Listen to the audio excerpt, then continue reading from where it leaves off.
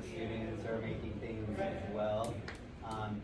Kelly is an entrepreneur, and I'll let him take it away from here. So please enjoy this presentation. This is like your only guest speaker, but it's really about like how do you come up with an idea that you're passionate about and make it happen and enter the consumer-based market. So thanks, Kelly. Awesome. Thanks for being here. Hello, my name is Kelly Greenwood, and yep, I'm an entrepreneur. Pretty much have been my entire life. Before I went back to school, I had several small businesses doing like custom window coverings, draperies, shutters, and basically what I did was I got, for a long time, for probably the first 6 months when I started that business, I just looked up things in the phone book, anything to do with blinds or interior decorating, and I just called them, put a check by their name if they weren't interested, and circled it if they were. Long story short, I ended up picking up a contract with 3-Day Blinds early on in that business, which was basically like they had locations around the area that I lived in, and so when they would get work where somebody ordered blinds, they would contract me and I would go out and install it for them. So didn't really know anything about business, learning a lot about this new business as I go, but always just kind of jumped in head first. For me, it's the best way to learn is by doing. And so yeah, that's kind of how I got my start being an entrepreneur. My first year in business, I think I made about $34,000. This is like 20 years ago, so that was pretty good back then. But the years after that, it basically doubled every year. So yeah, most businesses last about a year. They, for whatever reason, people find it's not for them or it's too hard. You realize you have to do absolutely everything, and it can be kind of overwhelming. But yeah, at the time I was dating my daughter's mom, and she was really cute, I thought, and I'm like, I need to do something to impress this person, so I started a business. And that taught me a lot about myself, just kind of the discipline you need to be an entrepreneur. You got to wake up every day and tell yourself to do it. There's nobody telling you to do it. So I did that for a lot of years, and then it just got to be where I needed to get back into something creative. I was always an illustrator, an artist, I played music, and just needed to get back into something creative. So looked around, all the jobs needed a degree of some sort to do illustration, so I went back to El Camino, started studying illustration, got drafted into Otis to do toy, which I didn't even know there was such a thing, to learn how to do toys. And from there, I graduated Otis, and before I graduated, I had a job with Mattel, internship with Mattel, and worked at Mattel for about 3 years. I worked on Thomas the Tank Engine, if you guys know who that is. And yeah, and then I went on to work on another team that was doing like value channel stuff. So if you guys are entrepreneurs and creative entrepreneurs, you'll learn a lot about value channel, which is like emerging markets, countries that don't have the spending powers, certain Western countries and stuff like that. So we'll make smaller value items that can be purchased by kids, all over the world. And then also like Dollar Tree and Dollar General is value channel stuff.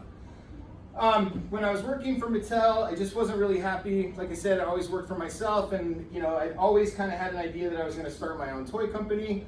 And when I got let go of Mattel, because that's what they do, they just fire people in big waves and you go out with them, I was like, okay, this is perfect. I'm going to start my toy company. So that's what I did.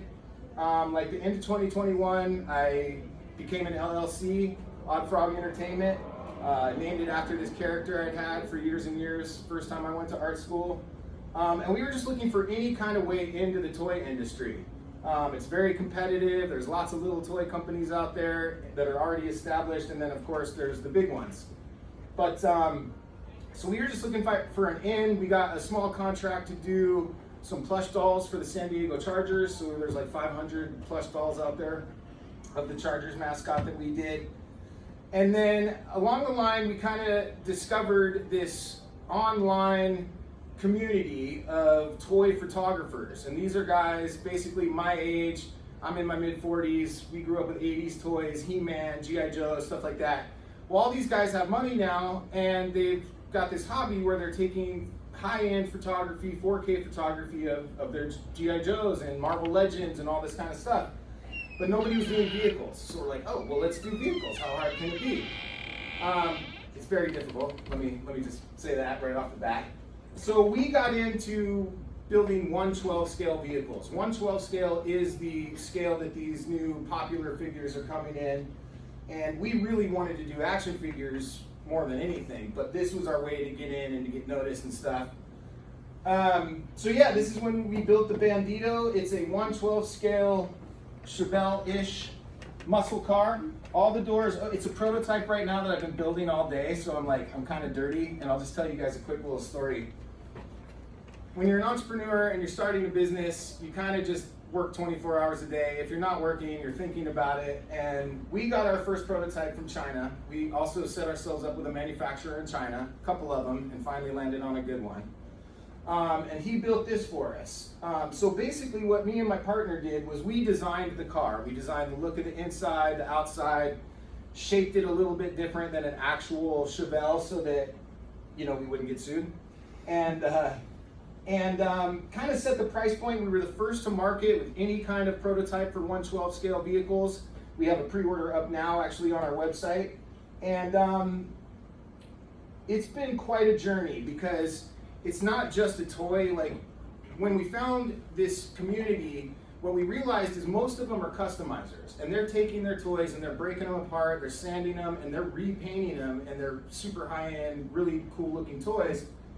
So we designed it to be like essentially a blank canvas for customizers, where they could take it apart, they could put their paint on it, logos, all that kind of stuff. So it's 76 pieces, and most toys that you see like this, like Lightning McQueen or whatever of that size, are gonna be like 4 pieces that you screw together and that's it. So it's a high-end toy, and that's what we're trying to do with my new company, is build premium high-end toys for toy collectors and customizers and photographers. So that's my spiel, that's who I am. You guys are an entrepreneurial creative class? What is it exactly? Like, just creative ideas that you want to take to business, or how's it work? I'll let some students answer that. I don't know. We're working with a nonprofit to get an idea of like products that might help them, and we're building a product or a service that Okay. is with that. Yeah. Okay, perfect. So like they give you kind of some criteria and then you guys kind of brainstorm it around and come up with an idea? Okay, that's perfect. Yeah, that's essentially what we did. We're doing it for profit, obviously. But the thing about it is to not just kind of jump in. You want to do something you love, right? Because then you're never working.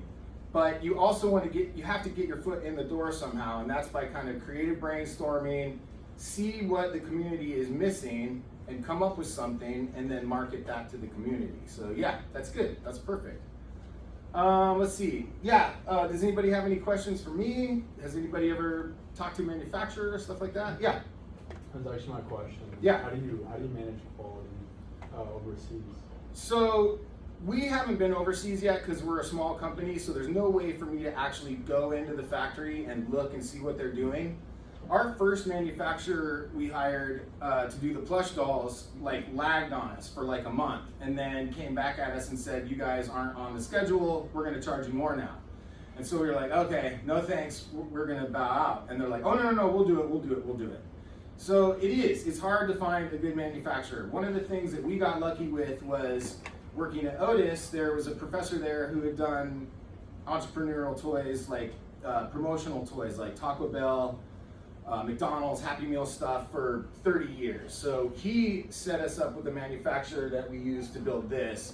And that's kind of how we know that there's quality there, at least from our end, is because I knew someone that worked with them for 30 years, and their kids know each other and stuff. So it's like, it's definitely something you want to think about, because not everybody is on the level, so to speak. But yeah, it can be a real trick.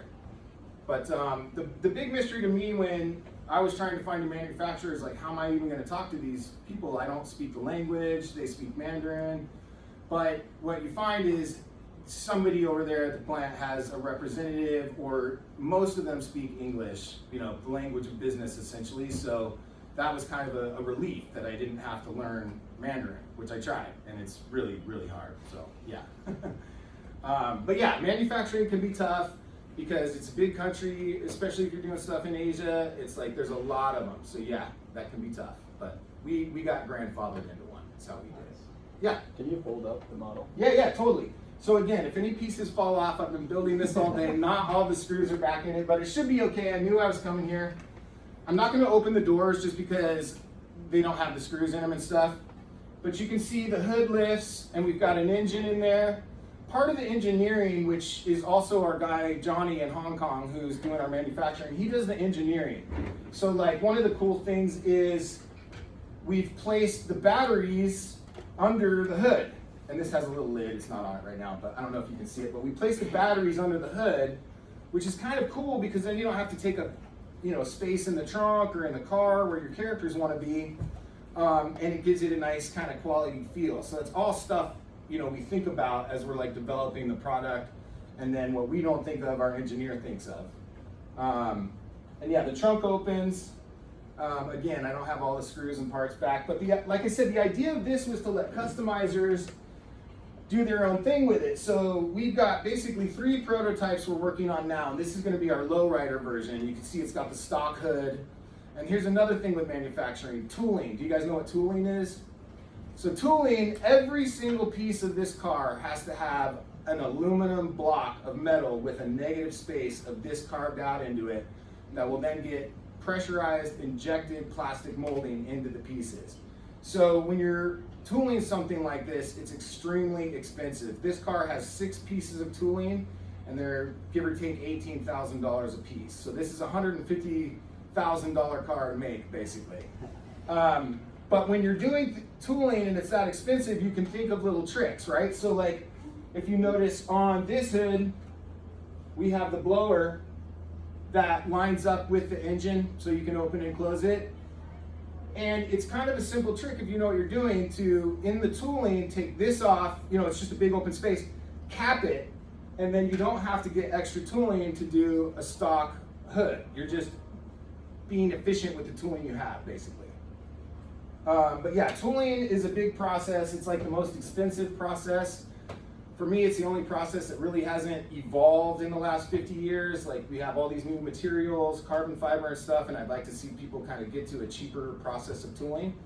But for now, that's what it is, and it's very expensive. But yeah, I can keep holding it up if you want to see. It's got a dashboard. The dash lights up. Everything lights up. The tail lights up. Headlights light up. I don't have the lights in it. Again, they get here tomorrow. And I guess I'll say another thing about launching this car. When we first took it to market, we did a Kickstarter. And I don't know, you guys, I'm sure you've heard of Kickstarter. So basically it's a crowdfunding community. And you can put your item on there and then you just kind of, pitch it to people through social media. A lot of marketing and stuff like that. And it has its own community of people and collectors that are interested in what's going on with Kickstarters. Our Kickstarter was not successful. We were new at it, and we asked for a lot of units to be purchased to make it successful. But it taught us a lot about where our car really stood, where our price was, which turned out to be really, really good. We were just asking for too many units to make it successful.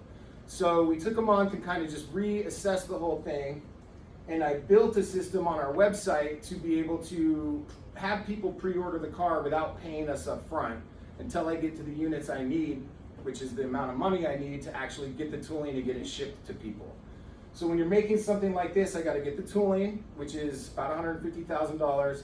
Then I have to get it shipped here from China, which is, 1,500 units is going to be about a container and a half, so to speak. And you got to know how many will fit on a crate, in the container, containers on a boat, all that. And then once it gets here, we've partnered our company with a shipping company that will then distribute it to the individual, collectors that buy it. So that's another part of it you got to think of is like shipping. How expensive is it?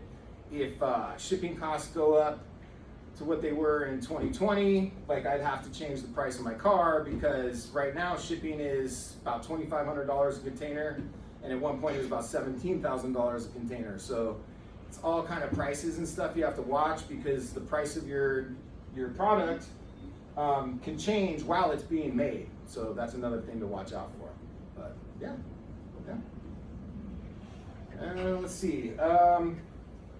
Yeah, we did the Kickstarter. There's other things out there like Indiegogo. Go ahead. Yeah, I just had a question. So backing up a little bit Yeah. to your idea. So you discovered this community, these collectors. Yeah. Right? Would you say that's a niche community? It is a niche community, and that's a great point. And so how did you, and so you found this niche community, and it sounds like they're now your target audience. Exactly. And how did you determine that that niche community would provide enough buyers to sustain your product for how many years is your business plan? Yeah. Yeah. So, what a great question. Niche is kind of what you want to find. Some people think, oh, you're limiting yourself to just the niche and stuff like that. Well, no, you're focusing your business is what you're doing. And you find that when you kind of get rid of all the extra noise and focus on one community, you find that that community is actually bigger than you expected. And there's a lot of people out there that, and usually they're very passionate about what it is they're into too. So like when I went to school at Otis, I pitched an idea for these dolls called death dolls because I was in a death metal band, and I was in a class with 14 other girls, and they were all doing Barbie and cute, and I'm like, oh, I'm gonna make something horrific and brutal. Well, I had to sell it to the professionals that came in and watched our pitch, and one of the things was I showed them how rabid of a fan base this niche is. So if you go to like Europe, they're going to have 3-day long festivals, and 80,000 to 100,000 people a day are going to be going to the festivals. That's 300,000 people right there in 3 days that you can put your product in front of, and that is a great niche. The other thing about that niche is, like, people carve Slayer into their chest. You know what I mean? They live it. Like, they're very passionate and loyal to the brands that sell to them. So we found ours just literally by my good friend who works on, who eventually became my business partner, was just looking through Instagram at toy stuff, and we'd go on to DeviantArt or any kind of thing like that, and just start looking at what our interest is. So we knew we wanted to get into action figures. We didn't really know what size or anything like that, so we were just looking for action figures online, Instagram, and finding communities. And that's when we realized, oh, 112 seems to come up a lot, right? The 112 scale comes up a lot, and that's like, oh, that seems to be the most popular of this community. And then from there, we realized that everybody was asking for vehicles and nobody was making them. Hasbro, we're 6 months into development on our car. We've set our price. Never heard of anybody else putting a vehicle out there, and then Hasbro comes out and launches almost an identical car. It's a different brand, but it's the same scale, it's the same genre, 70s-ish, 60s-ish muscle car, and we were just like kind of devastated. Like, did we just waste 8 months of our life right now? But back to your question, where did we find that it was going to have enough of a community to kind of support what we were doing? Is Hasbro, they have their own way of doing a Kickstarter. It's called HasLab, where they'll take pre-orders, essentially a Kickstarter, but you don't pay all the fees and stuff like that. They come out with this car, they way overprice it at $350, and ours is like, I think at the time, $175, it's now $185, so it hasn't changed that much. We worked really hard on our price and calculated everything, so we knew we were good on that. Hasbro, at $350 for the same car, got 6,500 backers for their project, but they were going for like 10,000. So that project failed. Whew, thank goodness. But it also did tell us that there were at least 6,500 people out there that were willing to pay $350 for a car of this magnitude. So, long way around your question, but that's it, basically, in a nutshell. Yeah. And is your company open to presenting your product in a different context? Say, for example, why not put them on the shelves of a toy store? So yeah, the toy store, right now we're looking at distribution through like smaller online toy companies, like the Big Bad Toy Store is one. They're like the Toys R Us of online. And then there's smaller ones like Nerdzoic and Entertainment Earth, and we're kind of going after those. But yeah, one of the things that we found is that there's this whole RC community of lowriders out there. So when we put our lowrider out there, all these guys from the lowrider RC community chimed in as like, oh, we don't have a Chevelle and all this. So immediately we started cutting apart one of our prototypes to adapt it to an RC at 112, and it fit right in. So Is 112 the scale of most RC cars? Are they? I don't know if it's for most, but it's at least close to this community. Theirs might be like 110 or something like that, but it's close enough that they're very interested in what we're doing. And if we could convince them to go to 112 scale, we could sell them action figures too. So. So you make action figures too? We're in the process of when I go home from my day job, I basically wrote and drew a 64-page graphic novel that I'm now inking, because we want to tie all this stuff together in kind of this world we're creating, so that we're not dependent on like Marvel and Disney to give us licensing and stuff like that. We want to create our own. We want to do our own characters anyways. So this character is what I named the business after. I've had him for 20 years and everybody just seems to like him. I kind of look at him as like Spider-Man, my Spider-Man. Like, instead of shooting webs, his tongue flies out and latches onto things. Instead of swinging through the city, he like hops on cars and traffic like Frogger. But this is just a little quick 3-hour prototype, so the detail here is not very good, but it was just really quick to kind of get an idea of scale. So that's a 6-inch character.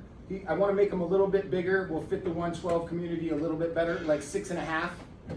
So did you draw? So can you talk to the students a little bit about the process of prototyping? So again, Yeah. like, did you have a pen and pencil and you sketched out Odd Frog, Yep. and then after that, did you take some Sculpey clay or some polymer clay and sculpt it? And then after that, you had to build it in like Blender or Maya. Then after that, to the 3D printer and so on and so forth. Yeah, basically all of the above. So I'm an illustrator. That's my first and foremost kind of thing. I think if you're going to be a designer, it's good to have strong illustration skills. I grew up reading comic books. I have a ridiculous comic book collection, and that's just kind of where my heart is. So yeah, I tend to draw everything first. If we're doing vehicles, not so much. I'll just go into a 3D program and just start making shapes and, you know, just basically sculpting right off the bat, if it's like more of a geometric shape. But with the characters, I'll design them on paper, then I'll ink them, I'll do orthographic turns, because a lot of times I might not even be the one sculpting it. I'll send it to my business partner who will digitally sculpt it. This one, I digitally sculpted myself. I use ZBrush. I use Rhino for the vehicles, Rhino 3D. Yeah, ZBrush for the characters, and then he's not articulated first, but as soon as he's kind of perfected, I gotta build him gear and all that kind of stuff. We're gonna send him off to a guy who will do the articulation for us, which we could do, but at the end of the day, our company's not really gonna be doing that anyways. We're gonna be focused on design and creature creation, and so we're just gonna send it off to a pro to do that kind of stuff. So, which is, a lot of the industry does that. Like, most of Mattel's 3D work is done in Asia. Yeah. So yeah, it's just finding like the hierarchies of what you need to do first, and you know, seeking that out and sticking with it. Yeah. This is more of a personal question. Sure. Are you a fan of Ghost Rider? Yeah, I mean, I'm kind of a fan of anything Marvel, but yeah. Robbie Reyes' car? You know, I can't remember what his was. I want to say his was the Hellcat that Hasbro did, which is a Dodge, I think, and ours is a Chevy. Okay. But again, the idea was to be able to, it could also be Punisher, right? We're here, I'll show you the website, because we're prototyping a van right now. This is our press kit, you guys.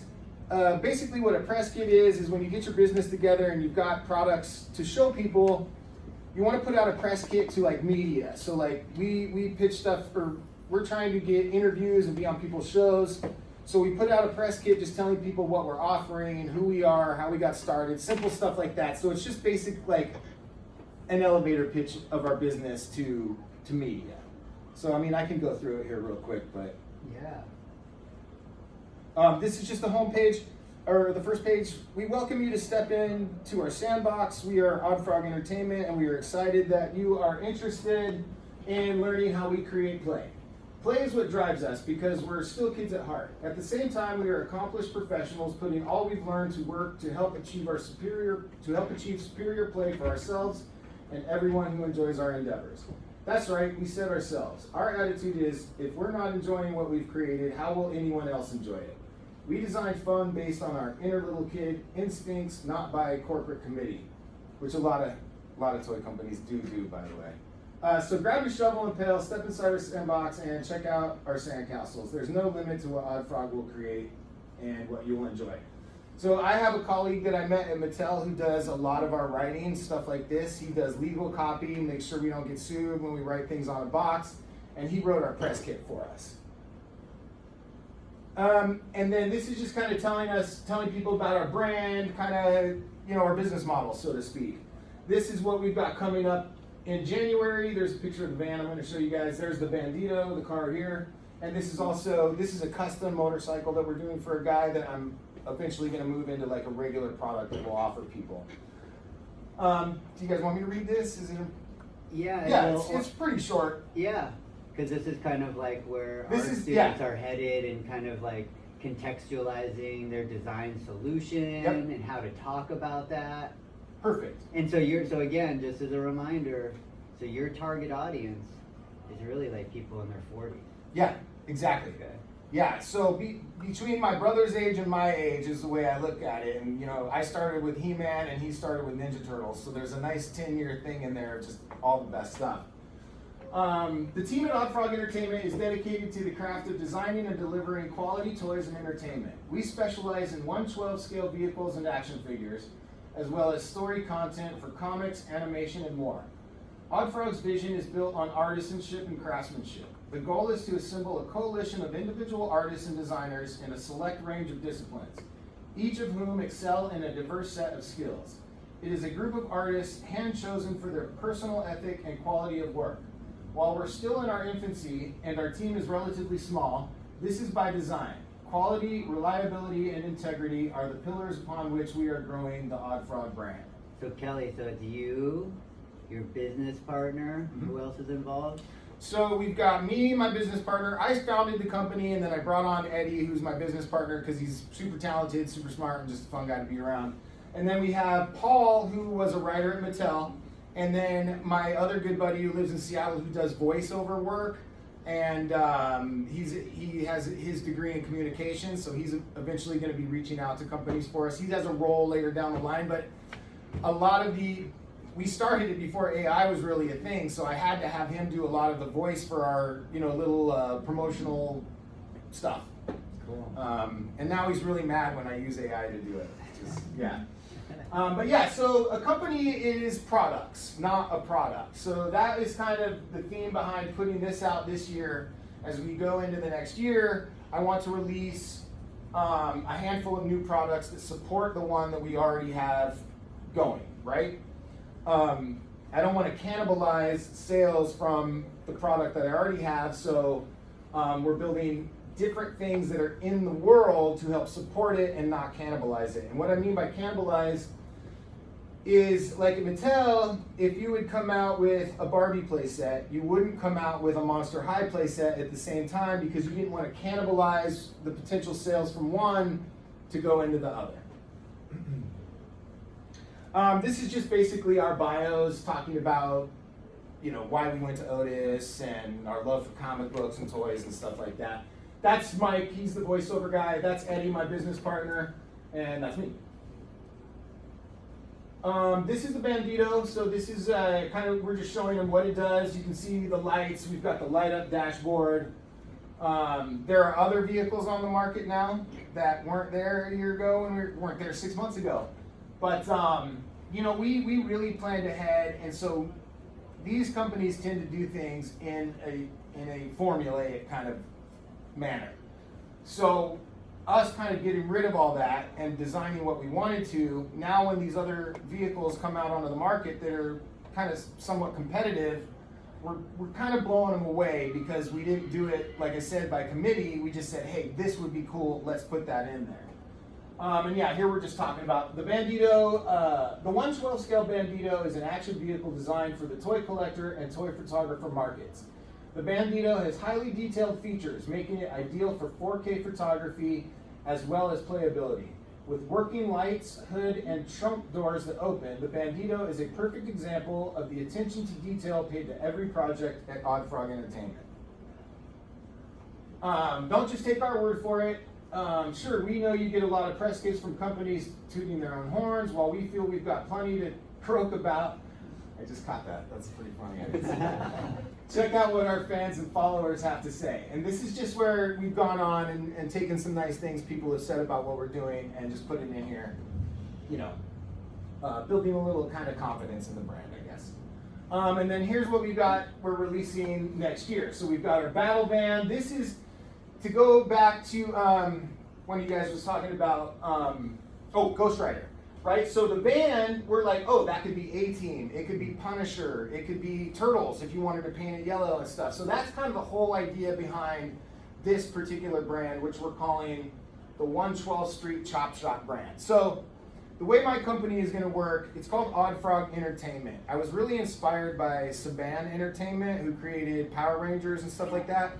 Started looking around, that guy has like the creative freedom to do whatever he wants. He's doing movies, he's doing toys, he's doing cheesy TV shows. I was like, wow, it'd be nice to have that kind of creative freedom to build your own worlds and stuff like that. So eventually we'd like to get into the entertainment part, and that's where we're pushing into a little bit with the comic book. That's like page 7 and 8 of the comic book. So here you can kind of see the frog in action. You know, his tongue latches to cars, and just trying to build that world for people visually.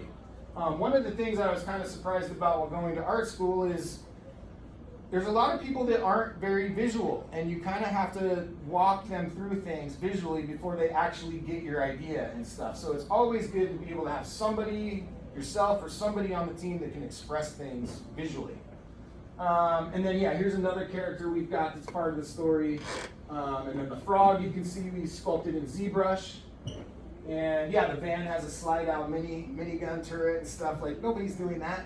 So yeah, let them try it. That's the way I look at it. And then, yeah, we've got, okay, so another thing we did throughout the design process was we just talked to the community that we had found and that we started communicating with. And a lot of the ideas that we could use came from the community. The ability, having it come matte black came from the community. They're like, we want to paint it ourselves.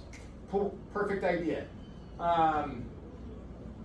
Lights, people wanted lights. At first our wheels didn't even turn. We just weren't thinking of it, you know? And they're like, oh, do the wheels turn? And we're like, they do now. And so, you know, we had to get that done. So we just listened to the community a lot. And when you see some of the other toys, they rushed it out, or it was all designed by a team of people at a toy company. And it just looks like everything else, and you can tell that what people were asking for didn't come in the vehicle. So you can't do everything, and you have to change things because you don't want people coming back later and saying that was my idea or whatever, but it led us to really cool concepts and ideas. Yeah? That's amazing. So how did you, so because you weren't personally in a relationship with this community, you just used social media to like, did you just like make a post and then you posed a question or a prompt out to the sphere of that social platform, and then people just started responding, and that's how you created this dialogue? Because that's what our students are doing. Yeah. Trying to like prototype, get feedback, tweak it. We weren't check even it out again. That savvy yet, like putting out questions and polls, which we do now. We would just put out content, like pictures of what we were working on. Part of the thing that happened was when we found this community, we found one guy that was actually designing a 112th Street car, muscle car, a little different than this one. We were like, hey, we can design that better than you. We work in the toy industry. We went to design school for this, and it looked bad. It was bad. It was, you know, you couldn't even get it to the dollar store. Like, no one would buy it. But we're like, hey, this guy's the first one we've seen doing vehicles. Let's connect with him. So we connected with him for about 6 months. We did a lot of design work with him, just basically on a handshake through social media. And then when it came time for us to send it to our engineer, we actually paid for the engineering to get done, and then asked him for a check, kept saying it's coming, it's coming, it's coming, never came, completely ghosted us. Turns out he took pre-orders from the community and ghosted them. which our brand was now attached to because we came in and said, hey, we're going to build this car, and we promote. So like we immediately started promoting that we're going to get it done. Oh no. I eventually had to write a letter to the Big Bad Toy Store. I had to write a letter to the community saying we're not going to build this car anymore because the guy disappeared. So right off the bat, that destroyed my brand new brand. And I mean, I'm kind of a burn the boats guy. Like, this is what I'm doing. And so instead of just kind of caving and letting people dictate what they thought our brand did to them, we started a YouTube channel, a podcast, and had one of their guys' team come on and say, no, these guys, you know, had nothing to do with that. They were just designing the car. Anyways, long story short, yeah, we branched out and, you know, kind of let the company take us where we need to, as far as where we need to go to be able to promote ourselves and to clear our name and all that kind of stuff. So that'd be the other thing I'd say. Don't give up. Don't give up. You're gonna get bruised, you're gonna get a bloody nose. It's just like, it's tough, it sucks. But that also helps you evolve your thinking and you start coming up with plans to save your brand or to do something that nobody expected. It's like, it's those moments where you're sitting there for 2 weeks thinking like, how do I fix this? And it seems impossible, and then all of a sudden, boom, something happens and you're back at it and rebuilding building your brand again. So I forgot your original question, sorry, but yeah, hopefully that answered it. Oh yeah, it was kind of the podcast and the social media. So we do all this kind of stuff. Twitter, I just can't figure it out. I haven't been able to make any inroads with it, but This yeah. super naive. What is the platform that almost looks like an @ symbol, but it's not? That's Threads. That's the new Instagram, Twitter, essentially. What is it called? It's called Threads. Threads? Yeah. Okay. Yeah, I put a couple things on there. I'm like, why am I not just? And what using about Instagram? what about like the green one on the right that looks like That's a play Rumble. So that's like another YouTube. That's what is it? Rumble. Rumble. Yeah. Okay. Yeah. Damn. I'm old. So like, I pay more attention to some of them than others. Like Rumble is a new platform. I don't know that much about it. When I try to edit videos, they don't even have that capability yet. So I kind of ignore it to a large degree. But YouTube is established, and YouTube pays creators if you can get to a certain, you know, amount of followers and stuff like that. So we just decided to invest more time in kind of YouTube and Instagram, because Instagram is where the community is taking all the pictures that, you know, that's where our community is essentially. And then, yeah, they're also on Facebook. I mean, they're all over these things. It's just, we started from Instagram to be able to kind of branch out into the other ones. Yeah. Yeah, and then moving right along. Okay, so basically this is just telling, when we first started out, we were basically going, I had kind of a 5-year plan to be a contract company for a while, and then use that money to get into our first toys and stuff like that. And we kind of just jumped in head first and did toys anyways. But we also can do customs, and we can 3D print, and you know, we know Illustrator, we can do logos. There's all this stuff we can do to help you with your creative endeavors, so we just put that on here too. Make the news with Unfrog. Oh yeah, and so this is basically just a link where we're telling people you can use this template to make your own press kit if you want, and here's where you can go find it. So yeah, that's basically it for the press kit. And then, real quick, the website I built myself. It's a constant process. So basically what you've got is you've got our homepage here where I'm showing basically what we're about. I get into it, I tell a little bit of it. Welcome to Odd Frog Entertainment, home of the 112th Street Chop Shop and Action Vehicles. That's our brand under the Odd Frog brand. Specifically made for action figures. Pre-orders for the Bandito, our first vehicle online, are open now. Navigate to our store. Yeah, so just telling you how to get that. Oh, another thing we did, when we started realizing, you know, all the attributes that the vehicle was going to have, the open doors, the lights, the ability to switch out parts and customize. You can make a lowrider, you can make a Mad Max style one. We're like, boy, there's a lot of action in this. Let's call them action vehicles. Because back in the 70s, or late 60s, there was a guy trying to shop an Army doll to Hasbro and to Mattel, and they're all turning them down because boys don't play with dolls, was the whole thing back then. And so they're like, yeah, but it's an action figure. They coined the term action figure so that they wouldn't call it a doll, and then boys would be into it. That's the thinking anyways. And so we're like, oh, that's great. Now, you know, everybody calls them action figures. So we kind of branded the line Action Vehicles. And so a lot of people thought that was really cool because it goes right in line with everything they're already doing. And now nobody else can call themselves action vehicles. Let's see. Yeah, and then so this is where you do your pre-order. It's a basic website, but like I built everything. There wasn't like any kind of page I could set up that is like, hey, here's where you can pre-order without paying until we get to 1,500 units. I had to build all that. And let's see, yeah, just kind of walking people through the process because the fact that I built it, it's a little bit complicated. And then you just get in here where there's images of all the cars you can click on, and then the different pages you can go to. And I'll just show the Action Vehicles page real quick because it's got the band on there.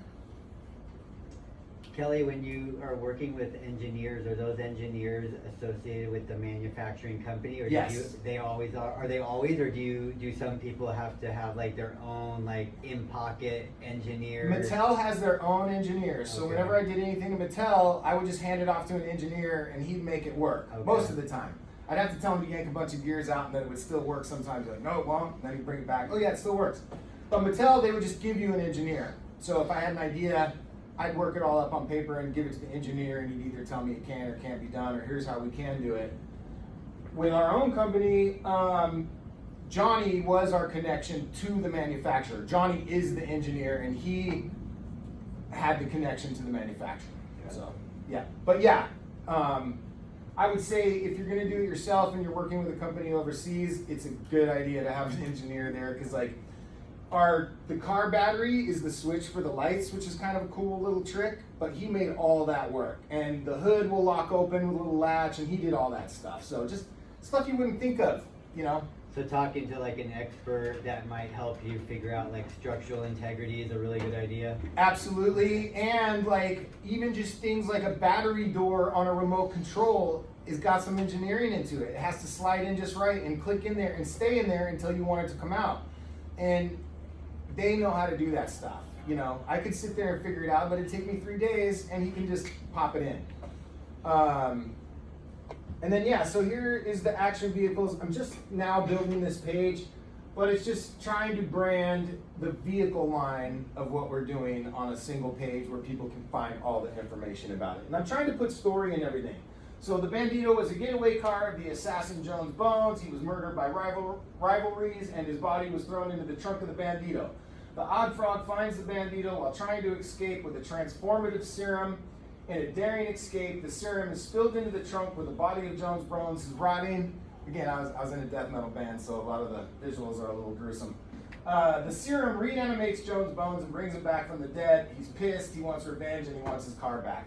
So I'm trying to include story in the sales and in pitching people the car, because all these worlds, like Marvel, all that stuff is built off a story. And what I've noticed is a lot of guys taking their characters and their action figures to Kickstarter don't have any story. And there's nothing for people to sink their teeth into to invest in. Don't you think like the whole consumer market in general always tries to like connect to some sort of human-based narrative in order to create an audience Absolutely. or brand loyalty? Absolutely. Every commercial that you see on TV has some sort of narrative that's designed to connect to you. Yep. And I tell my team all the time, it's like, I don't care if we make a marble. It's going to have a story, and it's going to go on a hero's journey and all that stuff, because that's what people relate to. And like, I never would have thought Sonic the Hedgehog would have been a major film back when the game first came out. It's just, you know, what? But you put story into it, and now you have this potential. What's cool about our project for this class is you to the students, you already have your narrative. Your narrative came out of your empathy map by interviewing the people at Mar Vista Family Center. So how will you tie in that story into the branding of your product? Yep. Do you all, because we're running out of time, students, do you have questions for Kelly? Yeah. Have you experimented with the Instagram where you can create the huge group chats I've seen a couple brands and things. Did I you see haven't that? done it, but I belong to a couple like comic book ones where they'll Yeah. show 32 pages of a comic and you just get a message, right? And then there's a whole bunch of people in it. Yeah, and you can all chat together. Yeah, I haven't done it yet just because usually I'm so busy and I'm paying so close attention to Instagram that when it pops up, it's kind of annoying because I'm like, I'm looking for people to message me like if there's a problem or something like that. And then I get these things that are these threads. They're interesting and I want to learn more about it as a promotional thing, but I haven't so far really done anything with it Yeah, yet. just curious. Yeah, but no, I do. I belong to like 3 of them, so Yeah. yeah. They're cool. The comic book one I really like because it's stuff I would have never seen before, so Mhm. yeah. Again, it would be easier for me if they just kept it all on Instagram and I could just do like the one thing because I'm also doing TikTok. I'm also doing, Facebook and Instagram's kind of cool because they're connected, so you can do both at the same time, which is nice. And YouTube, I think you can share like that as well on YouTube. But I'm always looking out for that kind of stuff. Like what can I promote on next? What's going to be the next thing that people will pay attention to and see my product on? Yeah. Do you guys only do podcasts on YouTube, or do you do like builds on there too? So we just started. We were working on this at Otis last Saturday, and we filmed all of that like as a live cast and my partner walked him around, showing him what we were working on, 3D printers. So we're starting to branch off into other stuff. We just started with the podcast, but then it's like, yeah, I want to be an entertainment company too. So part of having my buddy Mikey around, who's the voice artist and he produces the show, is that we're starting to think of ideas. We want to do some stop motion stuff, but like Unreal Engine 5 just came out and it's making everything so much easier to like build that kind of stuff that I want to look more into that kind of stuff for sure. Yeah. What works for you, like branding wise, like the design of your website, your color schemes, like all of that? So basically I've had a couple different logos. The simplest ones, the round frog head one that you saw, that's the one that seems most recognizable. I had one that was a little frog and his tongue's coming out and he's eating a fly and it says frog with odd in the thing and it's just too complex. People don't look at it long enough to kind of understand what it is. So I just took the head of him and put that on everything. And it just seems like to me, simple is better. And then I just take that idea and do it across everything. So the website is using colors that I use that is in some of the products we make. And I just use that same theme basically throughout everything until I get bored, and then I'll change colors a little bit and then change it throughout everything. Yeah. And then there's branding different things too, right? So the car line is not what I want Odd Frog to be. Odd Frog, I want to be the creative umbrella for all these brands.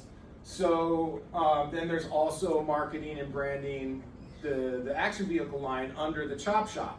So the Chop Shop is our idea of like this, where bad guys go to take cars apart, chop them all up. It's the idea behind the Bandito, but we've also built this story around it. It's a real place in our world where bad characters go, and that's all part of branding too. So like if you look at our little Chop Shop garage, it's green and white, which we carry over into all the stuff with the Chop Shop brand. Any other questions for Kelly? Thanks so much, Kelly. Yeah, thank you guys. It was fun. I gotta go home and draw all night now. I so. know. Thanks, students. Hope you enjoyed that. Have a great week. I'll post on Brightspace. We're gonna meet at Mar Vista next week, and then we might try to come back here and make sure that everybody has or can you just raise your hand if you haven't had your tool safety training in the Makers Lab? If you haven't, raise your hand if you have done your tool training. Sweet. Okay. Maybe we don't need to go there next week. And if you need an individual one, I can make that happen. But check the Brightspace. I'll post everything. Good job, class. Looking forward to their halfway point. It's exciting. Oh, yeah, we got a sheet. How do we get access to that room? You're gonna have to go to the one stop and they're gonna scan your card and that will enable you to get in there. Thank you. At any time. Oh, that's okay. Have you done the tool